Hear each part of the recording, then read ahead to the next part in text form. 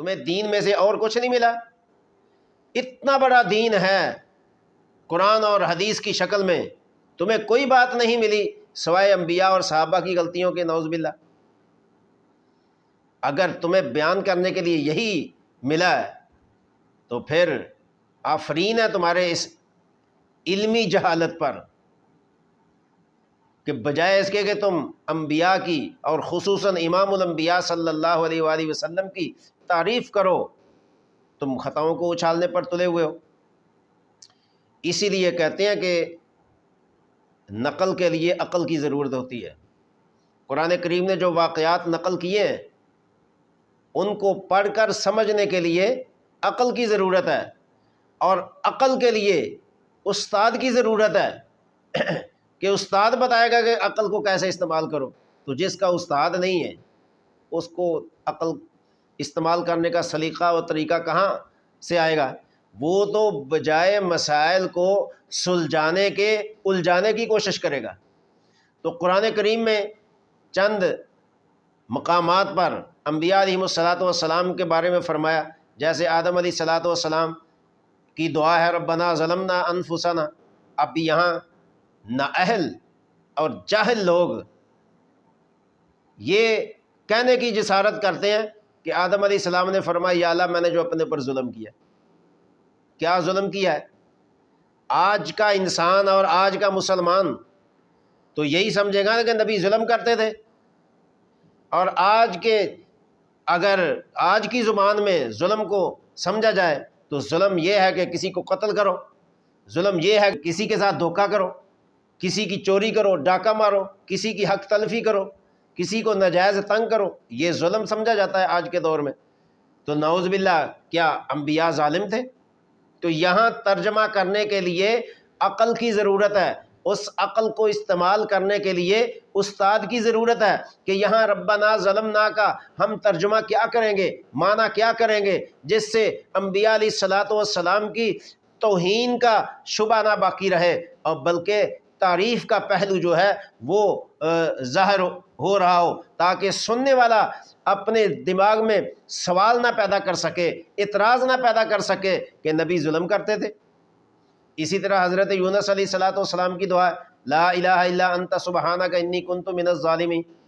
تو جب انہوں نے شکم مچھلی کے اندر، پانی کے اندھیرے کے اندر، مچھلی کے اندھیرا اور مچھلی کے پیٹ کا اندھیرا، تین اندھیروں کے اندر جب حضرت یونس علیہ السلام نے اللہ کی ذات کو پکارا اور کہا انی کنت من الظالمین، بے شک میں ہی ظلم کرنے والا ہوں، تو کیا یہاں یہ پتہ چلے گا کہ نبی ظالم ہے؟ یہ انجینئر مرزا اور اس جیسے اور لوگ جو ہیں وہ یہاں نبیوں کے ظلم کو اجاگر کرنے کی کوشش کرتے ہیں، جبکہ یہاں ترجمے میں ظلم مراد نہیں ہوگا۔ یہ ان کو آزمائش میں ڈالا، اور ڈالنے کا مقصد امت کو سمجھانا تھا کہ نبیوں نے ہر مشکل میں صرف اگر پکارا ہے تو اللہ کی ذات کو پکارا ہے۔ آدم علیہ السلام نے اگر دعا مانگی ہے تو اللہ کی ذات سے مانگی ہے، یونس علیہ السلام نے شکم مچھلی کے اندر اگر دعا مانگی ہے تو اللہ کی ذات سے مانگی ہے، اور امام الانبیاء صلی اللہ علیہ وسلم نے ہر لمحہ اگر مانگا ہے تو اللہ کی ذات سے مانگا ہے۔ یہ پہلو اجاگر کرنے کی ضرورت ہے۔ آج امت در در کی جو ٹھوکریں کھا رہی ہے وہ یہی ہے کہ اللہ رب العالمین سے مانگنے کا طریقہ نہیں آتا، اگر آتا ہے تو مانگنا نہیں آتا، اور کسی کو سبب کا پتہ نہیں، کسی کو مسبب الاسباب کا پتہ نہیں۔ یہاں میں وسیلے کا ذکر نہیں کر رہا، وسیلے کے ساتھ جو دعا کرنی ہے وہ ایک الگ موضوع ہے، انشاءاللہ میں اس کو پھر کسی وقت زبان پہ لاؤں گا، اور وسیلہ پیش کر کے کس طرح دعا کرنی ہے وہ بھی ایک شریعت میں طریقہ موجود ہے۔ لیکن سردست انبیاء علیہم السلام کی جو خطاؤں کو اچھالنے کی کوشش کرتے ہیں ان کو سمجھنا چاہیے کہ نبیوں کی برکت سے اور امام الانبیاء علیہم السلام کی برکت سے تو ان کو ایمان نصیب ہوا ہے، اللہ کے آخری نبی کی برکت سے آج وہ مسلمان ہیں، آج وہ کلمہ پڑھتے ہیں، آج وہ دنیا میں ایک عزت کی زندگی بسر کر رہے ہیں۔ تو اگر انہی کی خطاؤں کو وہ اچھالیں گے تو کیا وہ مسلمان بننے کے حقدار ہیں؟ اسی لیے میں کہتا ہوں کہ کچھ لوگ نبیوں کی خطاؤں کو بیان کرنے پر تلے ہوئے ہیں اور کوئی صحابہ کی خطاؤں کو بیان کرنے پر تلے ہوئے ہیں۔ کیا ایمان کا معیار یہ ہے؟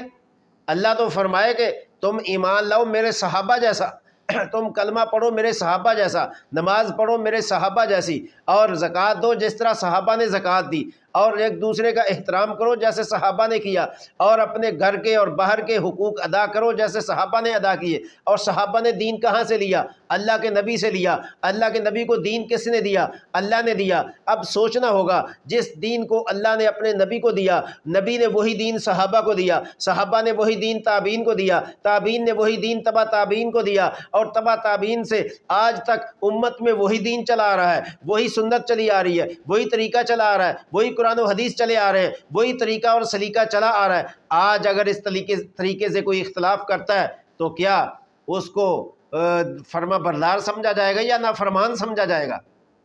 تو اس لیے جس طرح انبیاء کی خطاؤں کو اللہ نے معاف کر کے اعلیٰ درجے تک پہنچا دیا ہے، اسی طرح صحابہ کی خطاؤں کو بھی معاف کر کے اللہ نے ان کو پاک اور صاف کر دیا ہے، اور ایسا پاک اور صاف کیا ہے جیسے آج دنیا میں آئے۔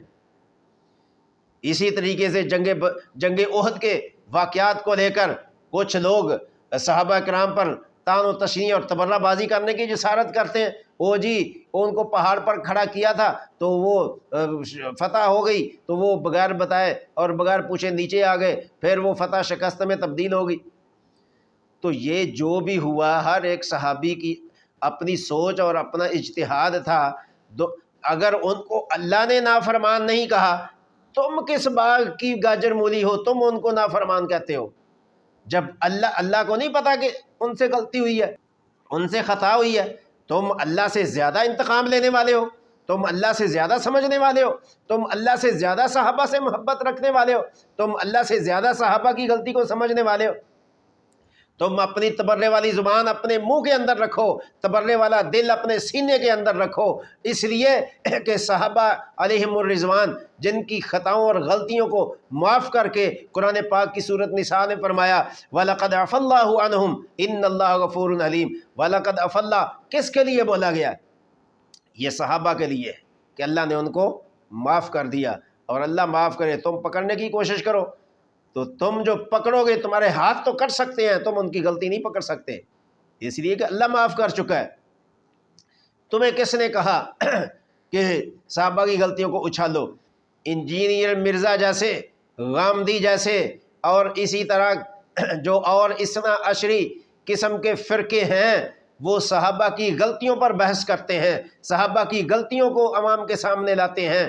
تمہیں شرم آنی چاہیے کہ وہ صحابہ جن کی معافی کا اعلان اللہ اور اللہ کا رسول قرآن اور حدیث کر چکے ہیں، تم ان غلطیوں کو دوبارہ اچھالنے کی کوشش کرتے ہو، امت کو متنفر کرنا چاہتے ہو، دین کے اندر دراڑ پیدا کرنا چاہتے ہو، دین کے اندر گویا کہ شک شبہ پیدا کرنا چاہتے ہو کہ جو صحابہ سے اب تک دین چلا آ رہا ہے، کہ صحابہ کی شخصیت میں اگر شک ہو گیا، صحابہ کے کردار میں اگر شک ہو گیا، صحابہ کی صحابیت میں اگر شک ہو گیا، تو پھر اس دین کو کون قبول کرے گا؟ کیا تم یہ تبلیغ کرنا چاہتے ہو؟ یہ تم دعوت دینا چاہتے ہو؟ اس دعوت کو اپنے پاس رکھو، اپنے گھر میں رکھو، اپنی اکیڈمی میں رکھو، ہم یہ تمہاری دعوت عوام کے اندر نہیں پھیلنے دیں گے۔ صحابہ کو ماننے والے موجود ہیں، اس لیے تم انبیاء اور صحابہ کی خطاؤں کو بیان کر کے دین کو بدنام کرنے کی کوشش مت کرو، اور اپنے اندر اپنے گریبان میں جھانکو، کیا یہ عمل تمہارا نبیوں اور صحابیوں کے خلاف جو تم زہر اگلتے ہو، یہ تمہاری بخشش کا ذریعہ بنے گا؟